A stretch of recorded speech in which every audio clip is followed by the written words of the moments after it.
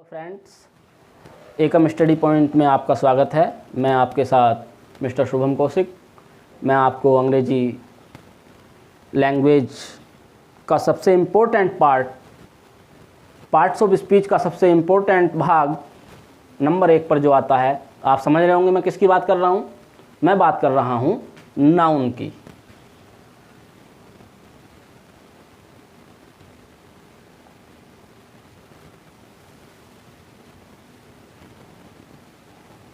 Noun means संज्ञा।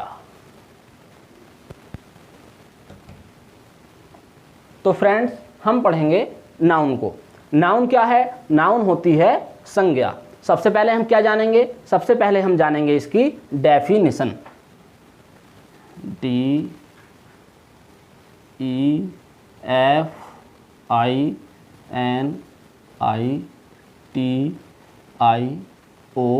DEFINITION, definition.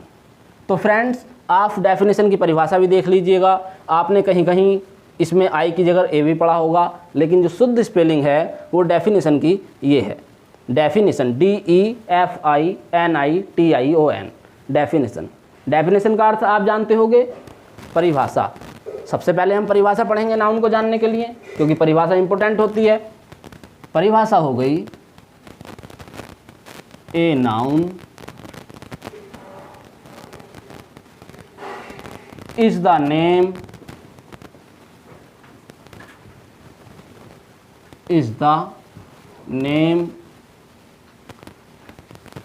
of a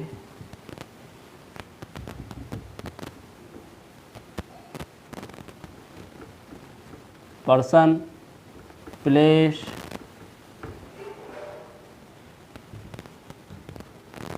or thing। तो friends, क्या परिभाषा हो गई इसकी, क्या डेफिनेशन हुई? A noun is the name of a person, place और थिंग। As Ram,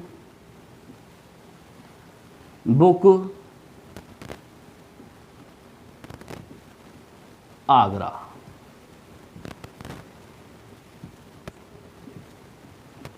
ETC। क्या डेफिनेशन हुई friends? A noun is the name of a person, place और थिंग। नाउन क्या हो गया हमारा? संज्ञा हो गया। Is the name of a person, person क्या हो गया? व्यक्ति का नाम हो गया। प्लेस क्या हो गया? स्थान हो गया। और थिंग वस्तु हो गई। तो इसका हम हिंदी में भी देख लीजिएगा। हिंदी में क्या बनेगी? किसी व्यक्ति,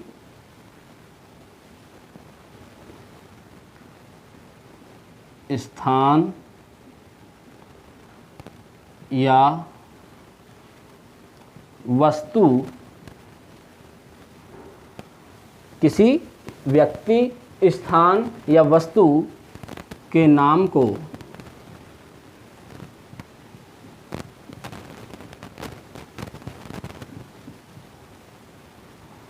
संज्ञा कहते हैं।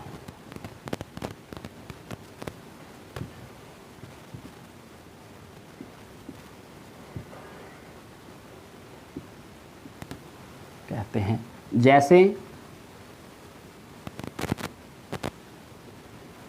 ऊपर वाली अंग्रेजी डेफिनेशन का ट्रांसलेट नीचे हिंदी में है। जैसे राम पुस्तक,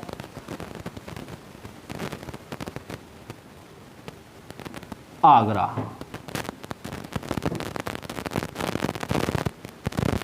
इत्यादि।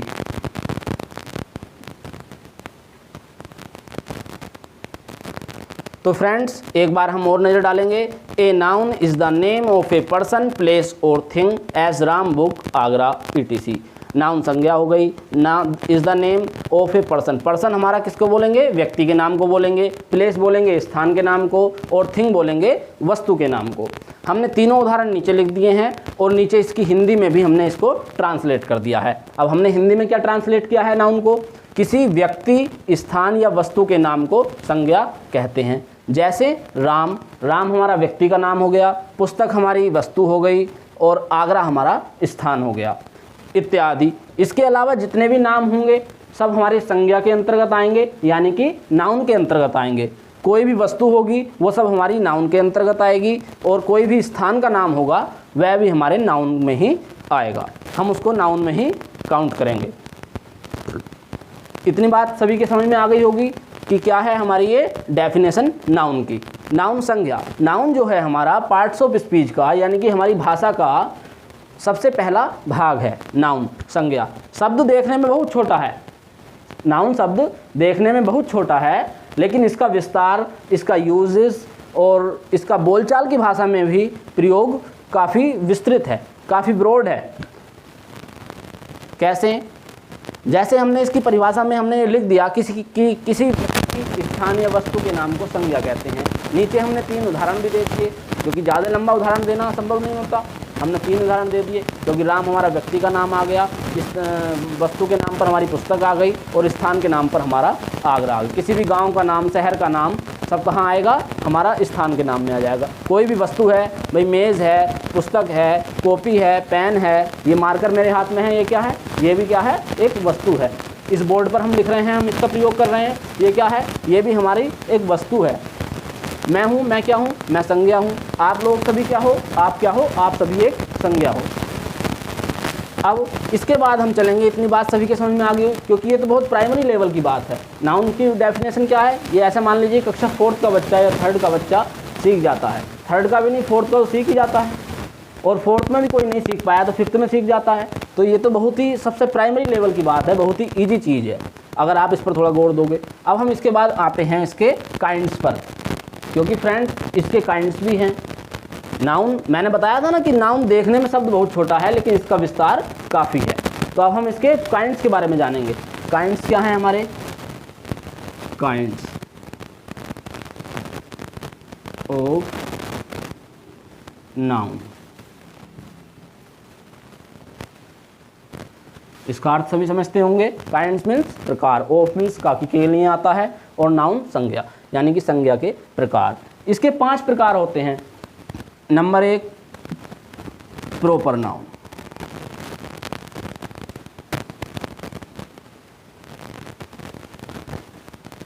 प्रॉपर नाउन ये होता है हमारा व्यक्तिवाचक संज्ञा।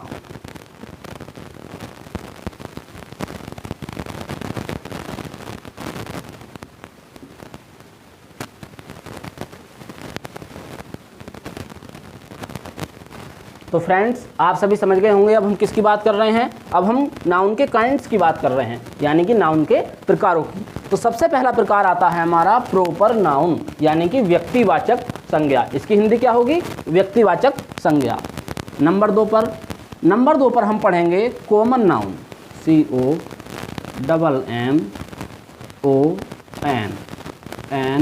COMMONNOUN, common noun. Common noun क्या होता है हमारा? ये काइंड्स ऑफ नाउन का दूसरा काइंड्स है, ये इसका दूसरा प्रकार है। कॉमन नाउन का हिंदी होता है जातिवाचक संज्ञा। जातिवाचक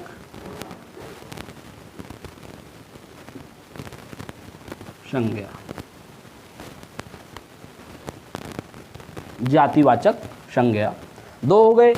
तीसरा होता है हमारा मैटेरियल नाउन। MATERIALNOUN,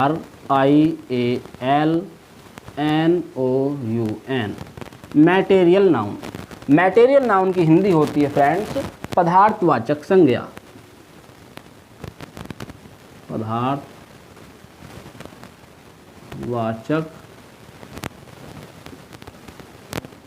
संज्ञा। इसको संक्षेप में जो इसकी डिटेल बताएंगे वो हम इनको नाम लिखने के बाद बताएंगे। नंबर 4 आता है हमारा कलेक्टिव नाउन। COLLECTIVENOUN।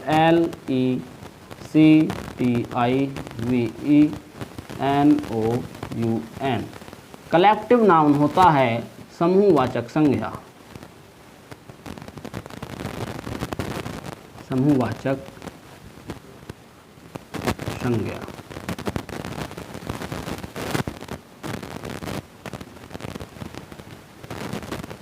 हमारे 4 नाम कंप्लीट हो गए हैं। 5वां प्रकार है हमारा एब्स्ट्रैक्ट नाउन, ABSTRACTNOUN।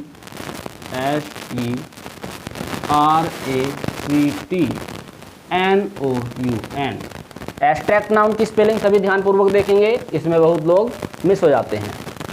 ये होता है हमारा भाववाचक संज्ञा, भाववाचक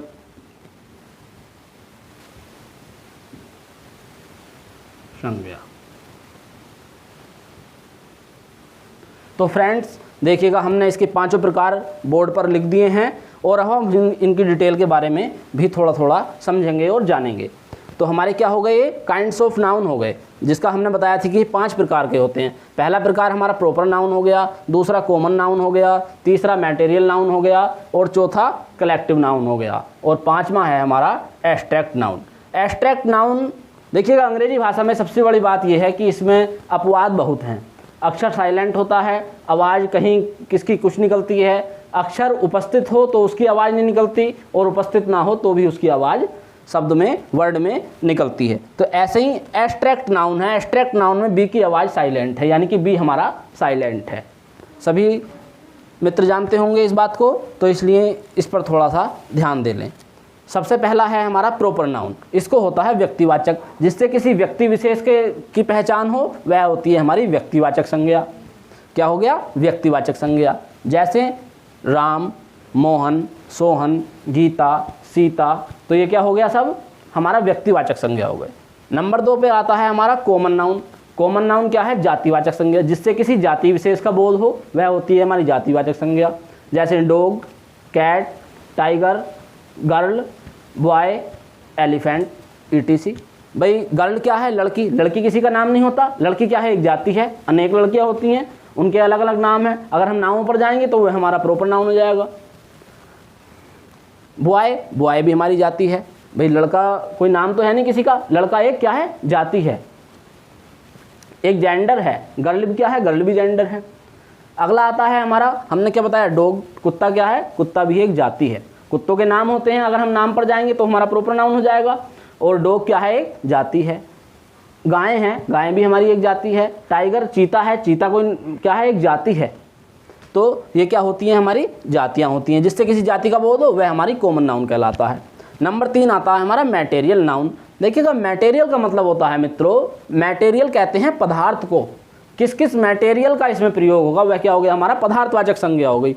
जैसे मिल्क हो गया, मिल्क क्या है, दूध होता है। दूध से अनेक वस्तुएं बनाई जा सकती हैं। दूध से मक्खन बनता है, घी बनता है, क्रीम बनती है, मावा बनता है, मिठाइयाँ बनती हैं, दही बनता है, पनीर बनता है। तो ये क्या हो गया, हमारा मटेरियल नाउन हो गया।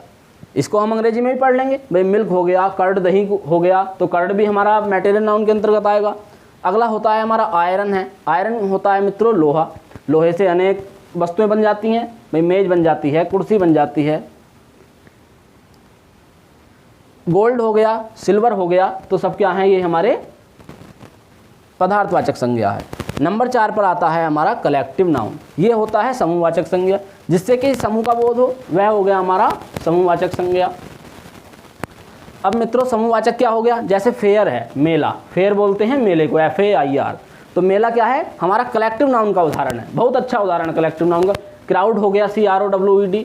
क्राउड क्या है, भीड़, क्योंकि किसी एक व्यक्ति की भीड़, एक व्यक्ति से भीड़ नहीं हो सकती, तो इसलिए क्राउड कहीं आया है तो वह हमारी कलेक्टिव नाउन हो गई। क्लास हो गई, आर्मी हो गई, इत्यादि। अगला आता है हमारा एब्स्ट्रैक्ट नाउन, भाववाचक संज्ञा, जिससे किसी व्यक्ति के गुणों और दोषों का पता चलता हो, उसके भाव का पता चलता हो। जैसे पुअर्टी, गरीबी। गरीबी क्या है, उसका दोष है, उसका निजी दोष नहीं है, वो ऑटोमेटिक है, नेचुरल है। वह क्या हो गया, उसका पुअर्टी, गरीबी उसका दोष है। काइंडली, कोई व्यक्ति दयालु है अंदर से, उसकी दयालुता होगी, वह क्या हो गया, उसका गुण हो गया। सिंपैथी, सहानुभूति, किसी के प्रति हम अपनी सहानुभूति दिखा रहे हैं तो वो क्या हो गया, हमारा सहानुभूति होगी, सिंपैथी हो गई। हमारी सिंपैथी, हम दया प्रकट कर रहे हैं उसके प्रति। कोई बेचारा व्यक्ति किसी दुख में है, काय में है, और हम उसे सांत्वना प्रदान कर रहे हैं, तो वह क्या हो गई, हमारी सिंपैथी हो गई और वह हमारी सहानुभूति हो गई। और एब्स्ट्रैक्ट नाउन का बहुत ही अच्छा उदाहरण है। तो आज के लिए मित्रों इतना ही था। सभी के लिए जय हिंद, वंदे मातरम।